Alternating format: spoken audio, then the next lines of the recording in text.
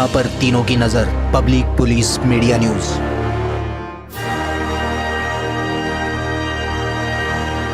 आज public police media news में हम आपको मिलाने जा रहे हैं शरद पवार गुट के मुंबई उपाध्यक्ष श्री संजीव उपाध्याय जी से। इनका परिचय ये है कि इन्होंने जब से श्री शरद पवार जी ने अपनी पार्टी राष्ट्रवादी कांग्रेस पार्टी बनाई है और उसके पहले भी जब वो कांग्रेस में थे तब से लेके अब तक ये शरद पवार जी के साथ ही थे और साथ है और साथ रहेंगे।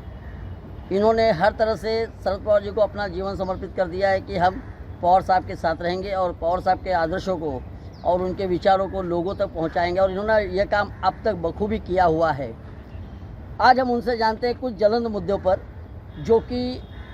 समाज के लिए जानना बहुत ज़रूरी है। श्री संजीव जी, हम आपसे जानना चाहते हैं कि जो सावला बिल्डर द्वारा चुनावटी में जो बिल्डिंग बनाई जा रही है हाउसिंग बोर्ड को तोड़ करके, वो ये पिछले 10 से 12 सालों से प्रलंबित है, अभी तक काम पूरा नहीं हुआ। ऐसा क्या वजह है कि जो अभी तक काम पूरा नहीं हुआ है और लोगों को अब तक उसके रूम के लिए भटकना पड़ता है? ज़रा कुछ बताएंगे उसके बारे में। ये प्रकल्प को चुनाव भट्टी का सबसे बड़ा प्रकल्प है और इसमें मिल कामगारों की वसाहत थी और 280 टेनेंट घर थे, मालक थे, उनको निष्कासित करके ये प्रकल्प बनाया गया। और इसमें शुरुआत से ही एसबी डेवलपर सावला बिल्डर करके इन्होंने ये प्रोजेक्ट लिया था और लोगों को गुमराह करके ये प्रोजेक्ट उन्होंने अपने हाथ में लिया। और उनके साथ में जो सप्तऋषि कोऑपरेटिव हाउसिंग सोसाइटी के जो कमेटी थी वो कमेटी भी मिली हुई थी, क्योंकि एग्रीमेंट ही ऐसा बना कि सावला बिल्डर ये प्रोजेक्ट खुद कर सकता है या किसी फाइनेंसर को ला सकता है या जॉइंट में कर सकता है या ये प्रोजेक्ट बेच भी सकता है। और यही लूप होल का फ़ायदा उठा के सावला बिल्डर ने ये प्रोजेक्ट आहूजा को दिया और आहूजा जो है ये प्रोजेक्ट एक चाइनीज़ डेवलपर को दिया और चाइनीज़ डेवलपर ये काम बीच में ही छोड़ के ये प्रोजेक्ट छोड़ के चला गया। और आज एक मिल कामगार के लोगों की क्या परिस्थिति है, जब से मिल बंद हुई है,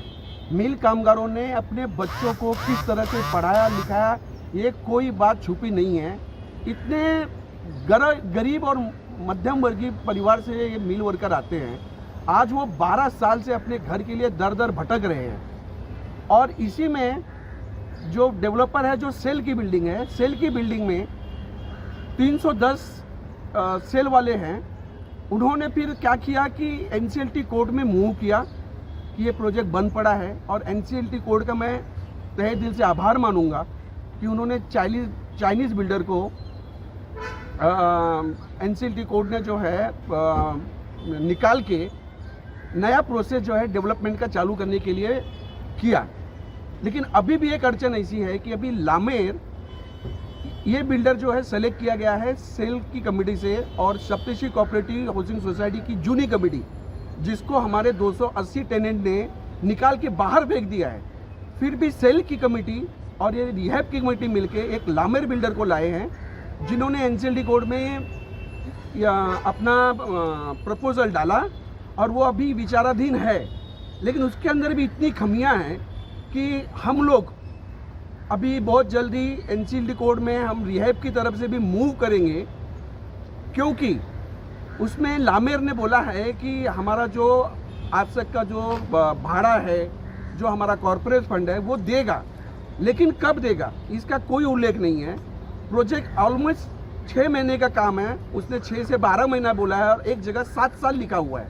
उसका भी कोई क्लियरिफिकेशन नहीं दे रहा है। हमारी जो अभी नई कमेटी बनी है उसमें हमारे जो एडवोकेट हैं,